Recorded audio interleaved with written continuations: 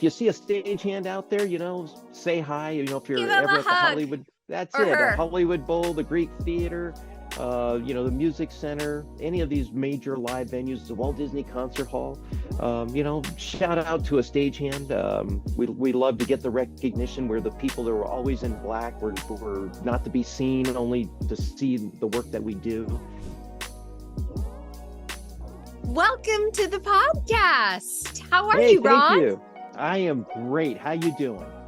I'm doing great. I met you at the Roosevelt Awards and I immediately said, will you do my podcast?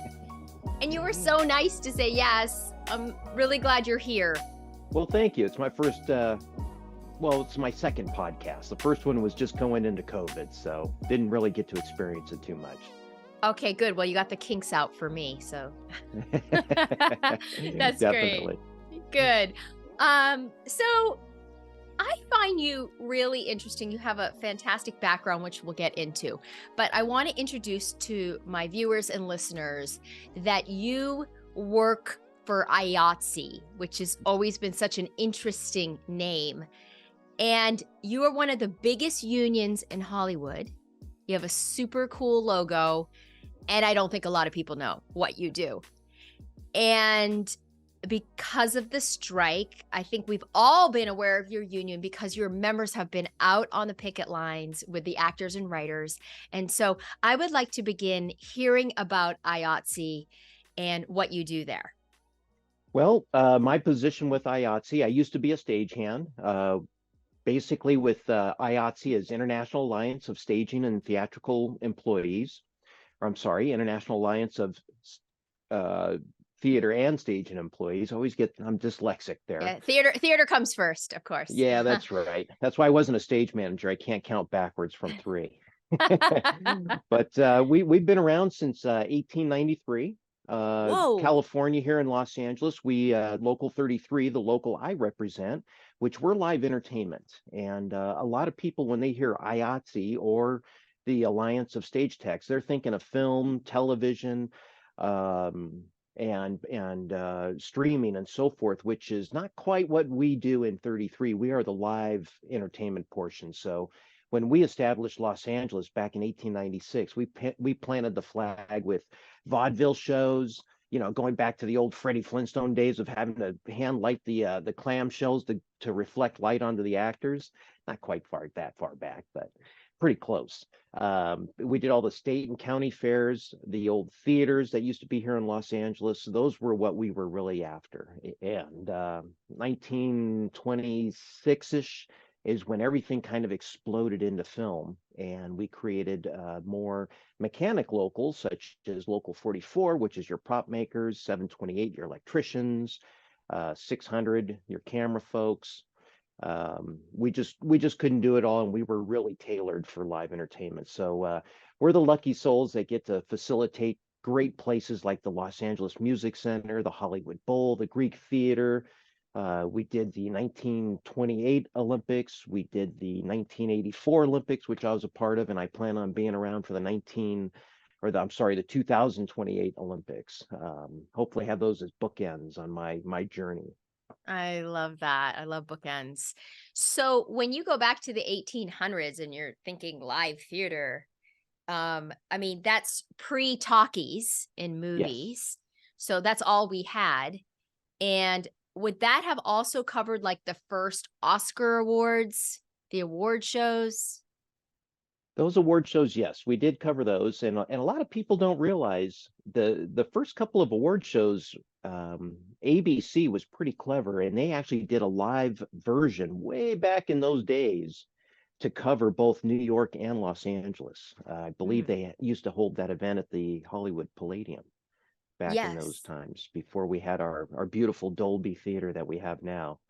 And then they were downtown, right? Downtown in between at the. Yes. So, okay. So if you're an actor, I'm an actress, obviously. Am I going to work with you? Yes, you are going to work hand in hand with me and my members. Should you be on a talk show, radio, I'm sorry, not radio, but news broadcast, you'll work with our members. We used to do a lot of comedy shows. One of my favorites was either Saved by the Bell that I worked with. I did that whole series with the Peter Engel Productions and NBC, as well as Fresh Prince of Bel Air. And I had such a great experience actually working hand in hand on Fresh Prince of Bel Air. That whole cast and the entire crew became a family. It didn't matter if you were the director or if you were the prop guy like me sweeping the stage. Everybody was at the same level. And I got to say, I got to hand it to Will Smith. He made sure that that happened. He was very much about respect for everybody in the business and on his set. And I love that. Did you work with Rob Edwards? Because Rob is a producer and he was on my show and he wrote some of those episodes. Do you remember Rob Edwards? as far as the writing team, I don't remember Rob. I remember Sam, who had been with the team all 6 years or all 6 seasons of Fresh Prince. Okay, But great. I think he actually he might have producing credits as well, as I recall. So it would be fun to put the two of you together. So now that's a yeah, TV show. That is a TV show. So that is actually just a TV, a local broadcasted show that was actually produced by NBC Network as opposed to NBC Productions, Universal Productions, but which tend to IATSE go with covered that. Your IATSE yes. or a different segment of IATSE? I am still 100% IATSE. I just happen to be just in the live entertainment and local broadcast portion. That's Okay. all. Okay. Good. So now your members have been out on the picket line with us. How are your members affected by our strike? Our members are affected by the strike. A lot of folks don't realize that there is still network shows going on, and those are covered by SAG-AFTRA members, our brothers and sisters. And a lot of those shows have gone down. Bill Maher's show, Kelly Clarkson, I know that she has now recently moved to New York, but she had gone down too.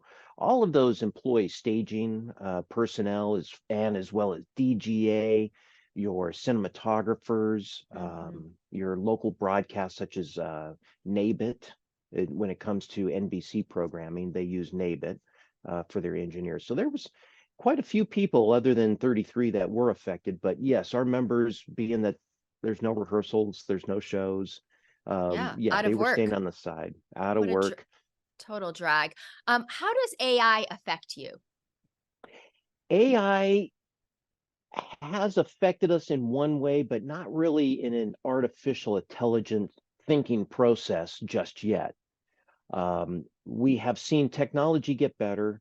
For example, the Academy Awards, back when it was done downtown at the Dorothy Chandler or the Shrine Auditorium, show night would probably be about 500 people. You would have a massive amount of carpenters moving in scenery during commercial breaks, scenery flying in during these commercial breaks for the dance segments. Now that's all kind of changed into LED screens, which is just a push of a button and you have a new scenery. As far as AI thinking and saying, hey, I'm going to move a piece out at this time in a time frame, not quite there yet. Hopefully it doesn't get there. I do see with the amusement parks, which are a lot of our brothers and sisters do cover, that AI has affected them as far as some of the attractions, the rides. There's no more rails. There's no more guides for the carts to follow that a lot of our members would be responsible for upkeep. Now it's all electronic dots, little plastic GPS dots on the ground, and that basically tells the car where to go. So in that sense, AI has taken over a little bit there, but I got to say, for the most part, on the staging side, the labor staging side, I don't think it's going to affect us as hard just yet, as opposed to, I'm worried about SAG-AFTRA. I'm worried about somebody taking a 4D picture and then moving your mouth. And it's like, you only paid me one time and you're going to use me 10,000 times. That concerns me. We are very worried about that. And as we speak, we're getting close. I've just checked my email and they're getting very close on AI. So I'll be curious to see what they've accomplished. But it sounds like the digital age has affected you, because if you're pushing one button that's taking away some human beings. I know in news stations, right? That's all. Those are all robots moving those cameras. It is it's frightening. I mean, I even miss the people at the checkout line. Yeah, exactly. I am with you 100%. I will have a person try and pull me off a line where there's a human working and saying, "Hey, go to the self-checkout. It's Mhm. faster." And it's like, "Well, no, I want to employ a human." I Mhm. mean, if I was just getting a candy bar or something, okay, maybe. Mhm. But for the most part, no, I want that human activity, interactive activity with the folks. What's going to happen in the future if everything is automated, digitized, whatever?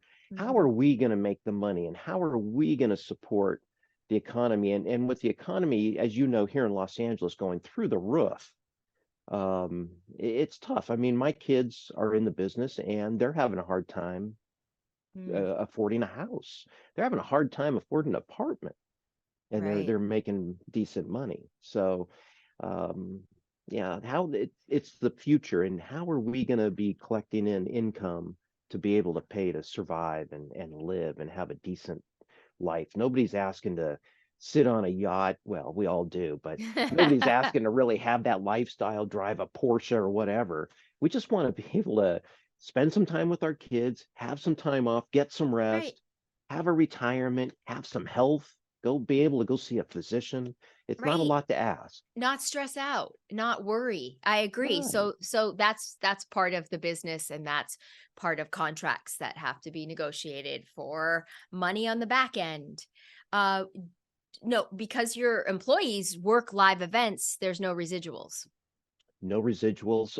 We do have what they call buyouts, which is a one-time payment. So Academy Awards, when they have their show night, everybody who's is working actually the show on stage, not out on the red carpet, but actually on stage, they all receive an extra sum of money, which is basically the payoff to where, Ah, okay, we're done with you for the future, but here's a nice check to give you, and oh, I'm that's happy to kind of hear that. our, yeah, that's kind of our residual. But those are, I gotta say, and I hate to say, those are starting to go away as well. We do have major companies like Live Nation, who are they're trying to fight that because of streaming now, and they don't want to really pay the crew, but they still want to make that money on the back end. And as we, if anybody's been keeping up with Live Nation as of this date, 11/7/23, they just reported their third quarter earnings as 8.6 billion for Ooh, the third quarter. They just 2022, their second quarter was 6.2 billion, was their highest record. So, people like that who are making money like that, they really should be funneling it down to share the it. people that are making Share their the wealth. money. Right, Yeah, share the wealth. Yeah, that's right. that's a problem, and it borders on wage theft. Oh, Yes. I'm sorry to hear that. I'm really sorry to hear that. Did you ever think that you would be in a suit because you began in carpentry, hands-on? Tell us some of the shows you worked on, and tell us the journey to sitting here with me in a suit and tie and representing IATSE. My first journey was going over to ABC Carpenter Shop, and a fresh guy in the union, and to have the first guy carpenter say, "Hey, go over there to that room and get me a scintilla and meet me back over here." And I know nothing, and I am running all over the shop, and I'm looking for a little bug, thinking that it's a scintilla, but no, he needs a saw. So that was one of my first experiences, and the shop kind of got a kick out of that. They also sent me for what they called a sky hook, which doesn't exist, and they kept Oh, trying they to say, were yeah, messing with you. they were totally messing, but it was a great family atmosphere that it created in the long run. I ended up spending 2 years at ABC Carpenter Shop building the Olympics. We built Fantasy Theater, worked with Richard Dawson on Family Feud, which was a great game show to work. Uh, Love connections with Chuck Woolery. Then I moved over to NBC Studios, worked the nighttime shift with Santa Barbara soap opera, building their sets at night. Some of the things that you would see at night back in those days, I guess I could talk about it now. It doesn't happen anymore, but back in the 80s, people were partying all the time. They were drinking, they're smoking and doing all that kind of stuff. And we had a lead person who needed to take down a set in the carpenter shop. And because the carpenters hadn't secured the back end when we released the front end, we had a collapse on the roof. Oh And my no. lead was so upset. He took the forklift and he had driven it right through the tool room to make his point that things need to be done right. Um, Nowadays, all of that's gone. Mid '90s, late '90s, they started getting into the integrity, diversity. But we had great times. Wheel of Fortune. I had a fellow stagehand who actually took one of the prop prize cars. It was an Avanti, a convertible, and he decided to take it to Palm Springs for the weekend. um, we've had quite a few good things like that. Vicki Lawrence show. I always enjoyed working with Vicki Lawrence. One of Yeah, I my was gonna ask. favorites. I was gonna ask if you work with Carol Burnett. I got to meet and speak with Carol. I worked with Carol for maybe half a day on one of Vicky's comedy shows. It was a sitcom or a pilot show that didn't ended up not getting picked up. But Carol, what a fantastic individual. Her aura is great. She loves to hang out with the crew. Same with Vicky.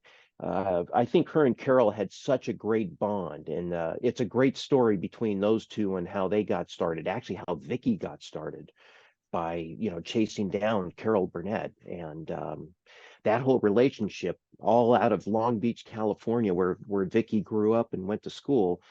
Everybody kept telling Vicky, "Hey, you're funny, you're good, you're talented, you're like Carol Burnett. You look a lot like Carol." So Vicky ended up writing a letter to Carol Burnett and sending a photo and saying, "Hey, everybody's saying this, and I'm going to be in the Fireball 500 pageant.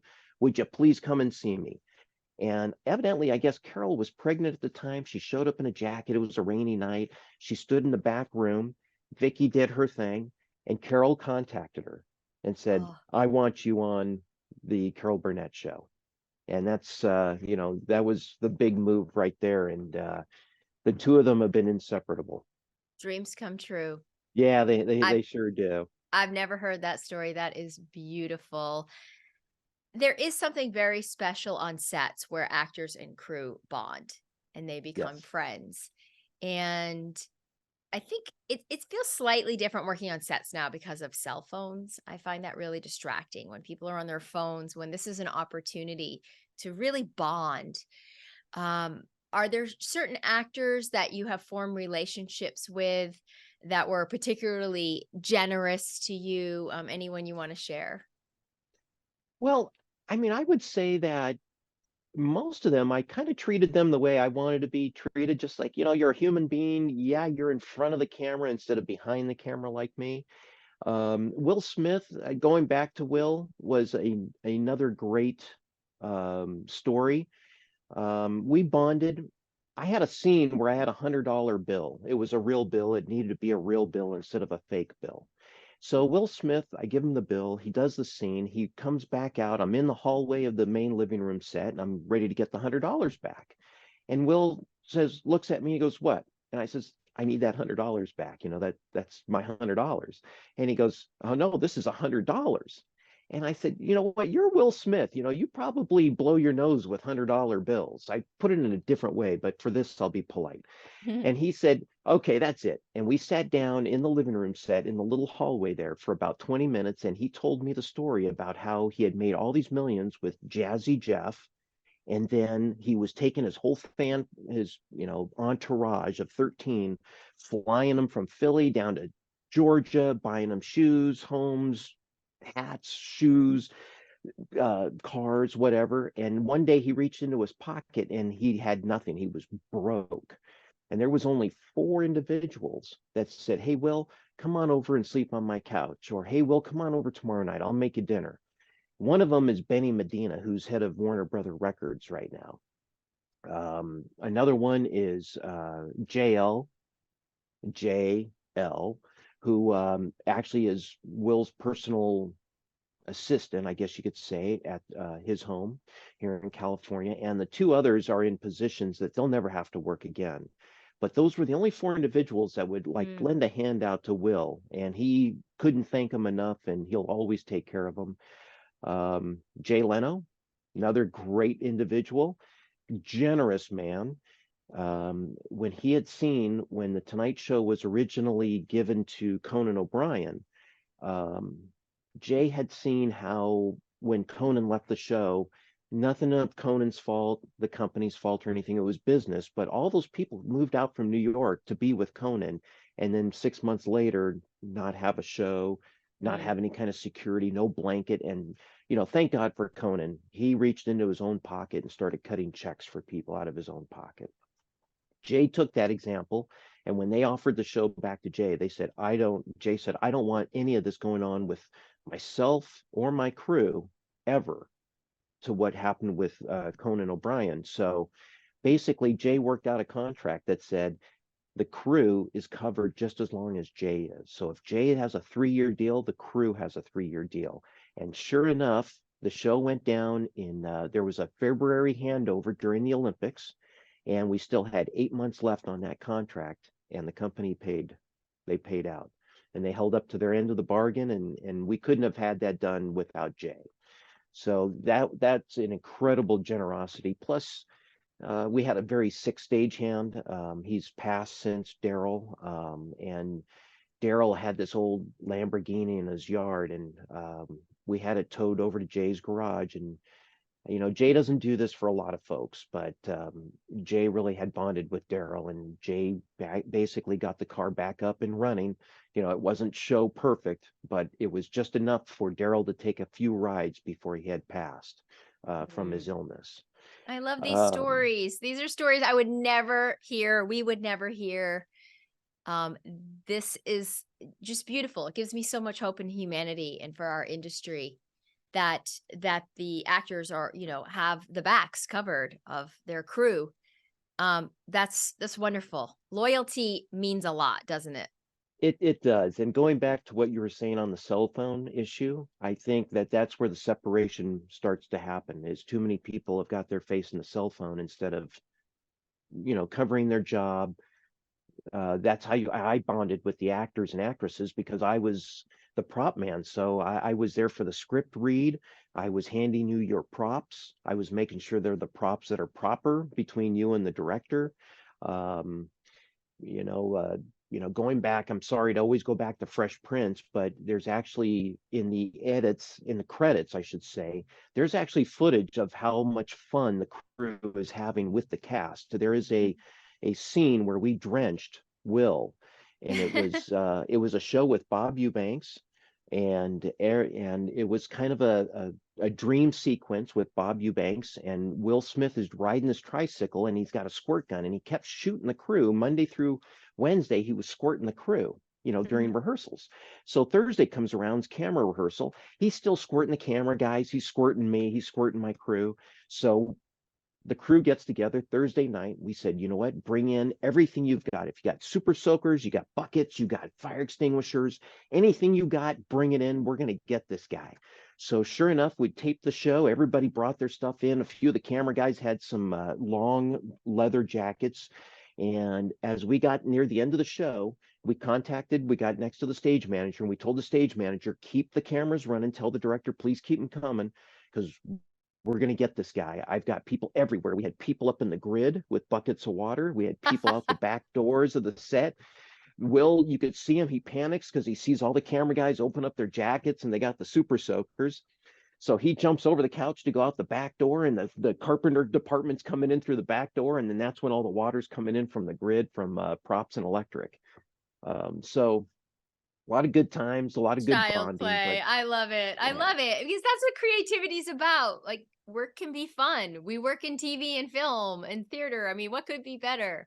Right? exactly. We're drawn to it because we're a certain type of person. Do you have any advice for my actors listening? Anything that you observed on set?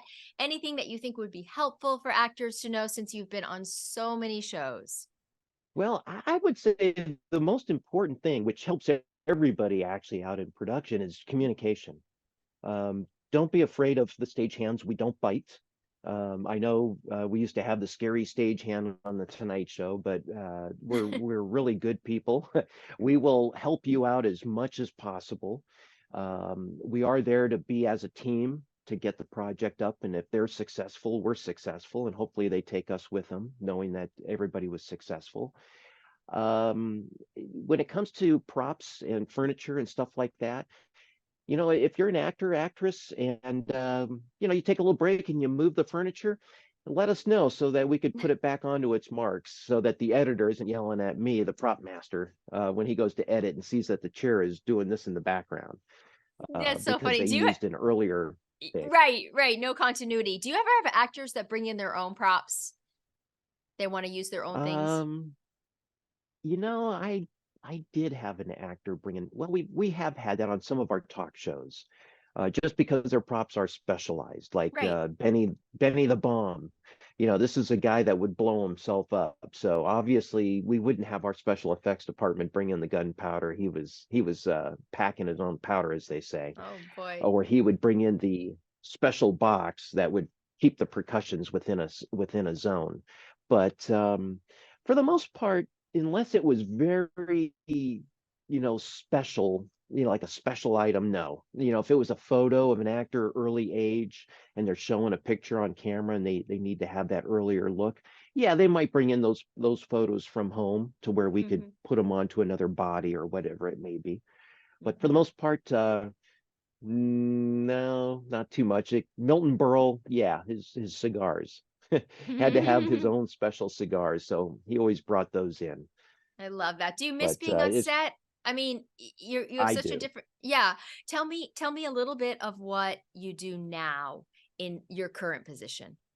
So now, don't get me wrong, it's not exciting, but I really do miss stage. I miss the thrill. I miss having 30 seconds to get a cue done. There's just something about that, the adrenaline from the audience. Now I get to face employers. I get to represent my members, which I take great pride in doing. I love my membership. And I gotta say, our members are just fantastic when it comes to live entertainment. Nothing against my mechanic local brothers and sisters. What they do in film is awesome, and I would never try to step on them or do what they do. But what we do in live entertainment, we get things done. We've got seconds, but now I've got to represent those members. I've got to negotiate the contracts. So right now, like what you guys are going through with SAG-AFTRA, I would be in that room talking to AMPTP with your leaders. Sometimes I hate to have to go and see an employer when one of my members has done something inappropriate. It happens. We all, the world can't be perfect. That's why the world keeps spinning, because it's not perfect.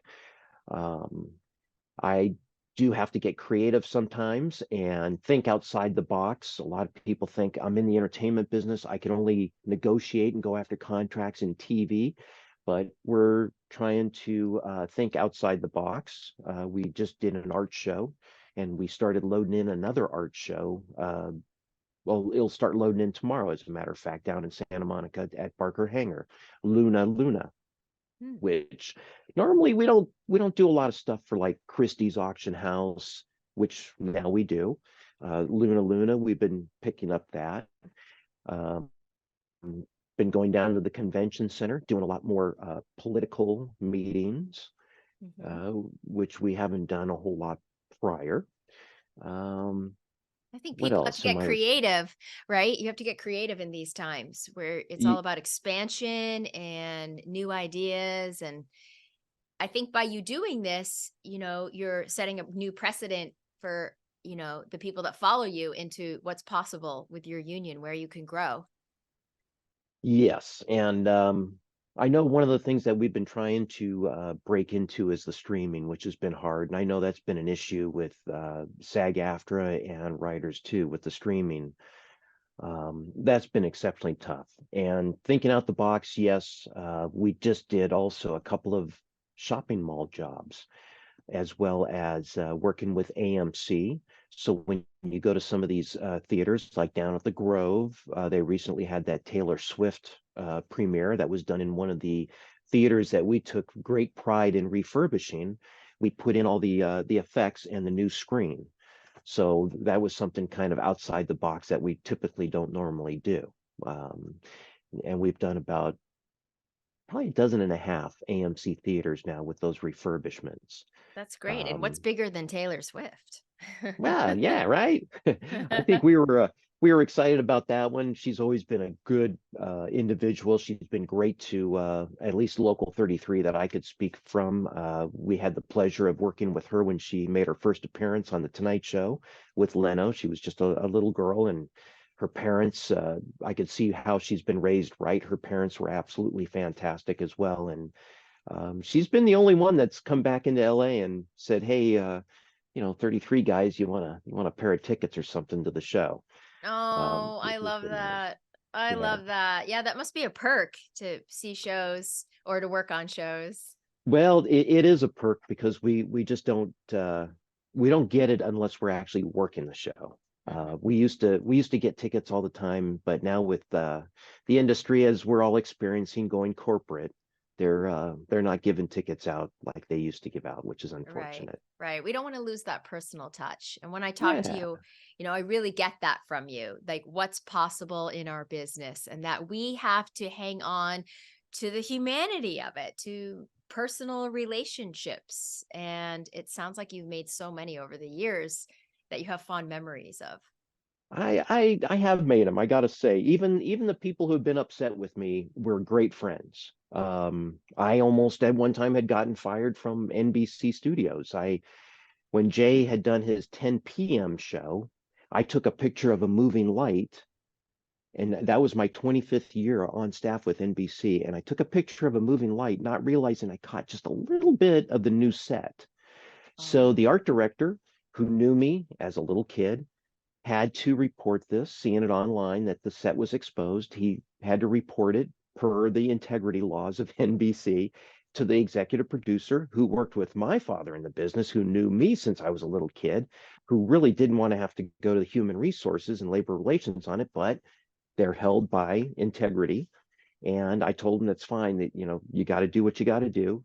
And, the company wanted to fire me over that. And I ended up getting a 2 week suspension. And the guy who was very adamant about, "Nah, I'm going to get rid of you, I'm going to get rid of you," a year later, because of the relationship, and I understood everybody was doing their job, and I was able to go to that person and say, "Hey, Mark," I won't give a last name. "Hey, Mark, I understand. And I don't hold anything against you. I don't hold anything against the executive producer, Larry, who's known me since a kid. It's business. I get it." And he was actually taken back. And from that point on, whenever I made a phone call, he would answer the phone. Before, he wouldn't answer the phone. I love that And ever because since that you little spoke apology and truth. understanding, Yeah. Good for yeah, and you. it Good for created you. that relationship. Yeah, so relationships are everything in the business. I used to get, I guess I could say it now because NBC Burbank is not there anymore. But when I was on staff with NBC Burbank, one of my jobs was to make sure the refrigerator was filled for any show I worked on. I would always take a case of water and a case of soda pop down to special effects, another one to the carpenter shop. And anytime we had a last minute build that we needed to get done, like right now, I would run down there, they would see me and they would drop everything Mhm. and say, "What can we do to make this happen?" Mhm. Which was all part of that relationship. So at that time, a case of soda was $3, a case of water was probably $2. So for $5, I probably got $500 worth of work out of Wow. folks in favor for the show and the company. So Right. relationships. Being thoughtful, right. And relationships. And I know a lot of my guests on this podcast, I've known a really long time. You are one of my newer friends, and I hope that this becomes one of those relationships. I'm very impressed with the work you're doing. Is there a website that you want my listeners to go to learn more about IATSE? Well, we're currently working on a site right now. We do have a site up. It's ia33.org. And that is our main site, and that'll give you a little bit of history of Local 33. There's a couple videos in there. We There's a video of us giving Vin DeBona from America's Funniest Videos a gold card. He's been a great supporter of Local 33 since the late 80s when his show started. Just a fantastic man. There is a great clip which almost won an award, which is behind the scenes at the Academy Awards. That was put on by the city of LA. They took interest in Local 33. Um, But that's, yes, that's one of our sites that you could go to. The other sites are on Facebook. We do have Local 33 Burbank is the Facebook site, and we do quite a bit of posting on that one as well. Do you ever have actors that do both, that work on shows in your union and then also are actors? Is that possible? Could it be an actor-friendly job? Yeah, it's a little abusive physically. That's the one thing that I see problems with. We used to have some people. We used to have a bass player. I believe he used to play with Herman's Hermits, which is an old surf band. And then Lou played for the Byrds. Oh, wow. That's music. I know it's not actor, but we do have a couple of people that did start out with acting, and I just don't think that the career kind of panned out, so they stuck with 33. A couple in the adult entertainment business. We do have two of those. And as far as other Interesting. actors, oh, we do. Larry Dean Bauer. So Okay. there's an old black and white Lucille Ball show. I Love Lucy. And there is a gentleman who's posing in a department store who comes alive with Lucille Ball. And that's one of our members who actually still works today. I think Larry's got to be about 82 years old, but he likes to get out there every once in a while, a couple of days a month, just to get out and see the men and women and say hi. I love that. That's fantastic. Well, thank you so much for coming on the podcast today. I love learning about other aspects of the industry that I wouldn't normally know about, because we all are in this together, and the strike has shown us that. And I'm very labor friendly, and so meeting you, I have much respect for what you're doing, and I don't think the business functions without your job. So I look forward to hearing what's next. And is there any last tidbit of wisdom you'd like to share? Well, let's see the future. We are, like I said, we're expecting the 2028 Olympics. The FIFA Okay. Cup's coming in town. Those are going to be huge. We are trying to work with the city and get on their green committee for the Olympics, but we're hoping to get it done even earlier, trying to figure out how to eliminate waste during these big events. Yay. I saw it happen at the Phoenix Open golf tournament last year. Waste Management said they had zero waste, that everything was recyclable and everything was reusable, and there was absolutely no waste to landfills. So I've been trying to hound them to get them on board to work with us for the 28 Olympics. And hopefully we could work something out for FIFA, but that's right around the corner. That's a lot right If you there. see if you see a stagehand out there, say hi. If Give you're him ever a at the hug, Hollywood, that's or it. A her. Hollywood Bowl, the Greek Theater, the Music Center, any of these major live venues, the Walt Disney Concert Hall. Shout out to a stagehand. We love to get the recognition. We're the people that were always in black. We're not to be seen, only to see the work that we do. So we don't get recognition. We do not get awards. We do not get Academy Awards or Oh, Emmys or anything like that. okay. We'll Well, get a lighting award, okay, but that's something. Well, we're recognizing you here in this podcast. So for all your people who are listening, thank you, thank you, thank you. Thanks for being on the podcast. I look forward to talking soon. I look forward to talking to you again soon. Thank you so much for having me here. If you see any of our shirts out there on the picket lines, we're usually at Disney or Warner Brothers. Slap us on the back of the head or something. But we're here to help you. Thank you so much, Ronald. It really was informative, and I enjoyed speaking with you. And anytime we can get a larger perspective on the industry and all the people that are a part of it, it helps us as actors to understand that this is teamwork, right? We don't do it alone. And so we thank your IATSE members. I look forward to staying in touch and seeing what you do next. If you'd like to hear more of my podcast, please visit my website at diaryofanactress.com. Until the next time, stay inspired.